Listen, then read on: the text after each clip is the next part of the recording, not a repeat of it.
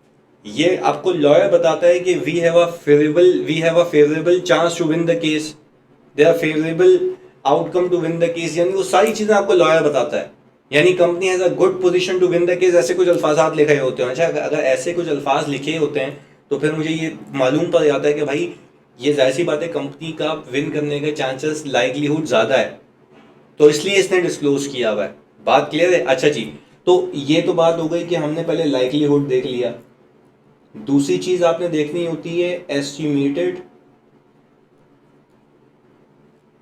Amount, कि वो क्या कह रहा है कि लाइकलीहुड कितना है, कितना एस्टिमेट होगा। तो ये दो चीजें मुझे कंफर्मेशन से पता लगती हैं। अच्छा, जब मुझे कंफर्मेशन से बच्चों पता लग गया, फिर मैं जब एक सीवियर केस होता है ना, तो फिर मैं ऐसा भी हो सकता है कि मैं बोलूँ ये सेटिंग तो नहीं किया आपने, फिर मैं इंस्पेक्ट करता हूँ correspondence between the legal adviser and the company.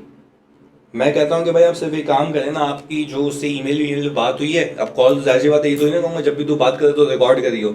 मैं कहता हूँ कि भाई जब जो भी तुम्हारी ईमेल पे कॉरेस्पॉन्डेंस हुई है या खत पे या लेटर पे कॉरेस्पॉन्डेंस हुई है, आप मुझसे वो शेयर करें, क्योंकि उसकी एक फाइल बनती है अलहदा से, कि उनके पास भी कंट्रोल है। तो मैं वो इंस्पेक्ट कर लेता हूँ, अगर कोई नई चीज़ निकलती है तो वहाँ से भी मुझे पता लग सकता है कि लाइकलीहुड क्या था, और इवन वहाँ से भी मुझे पता लग सकता है कि भाई कॉरेस्पॉन्डेंस फाइल में से कहीं कोई ऐसा केस तो नहीं है जो मुझे बताया ही नहीं गया हो, तो वो ऊपर देख लेंगे।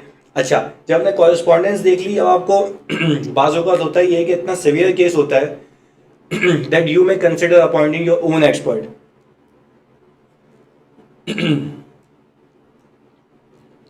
Consider appointing auditors own legal adviser.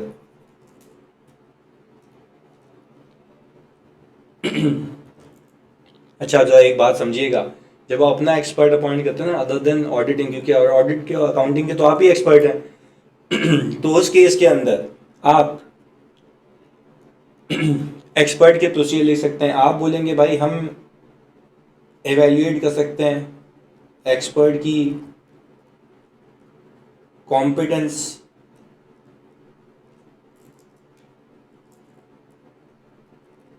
Capability, objectivity, मतलब वो इंडिपेंडेंट है या नहीं है, ये सारी चीज़ें। कॉम्पिटेंस कैसे, उसकी क्वालिफिकेशन देख लेंगे। कैपेबिलिटी कैसे, उसने आज तक कैसे पहले कितने ओपिनियंस दिए हैं, ये सारी चीज़ें। तो सब देखें, it's all about mind mapping कि आप किस डायरेक्शन में जाना चाहते हैं। अच्छा, फिर आपने कहा consider appointing auditors own expert, check whether appropriate disclosures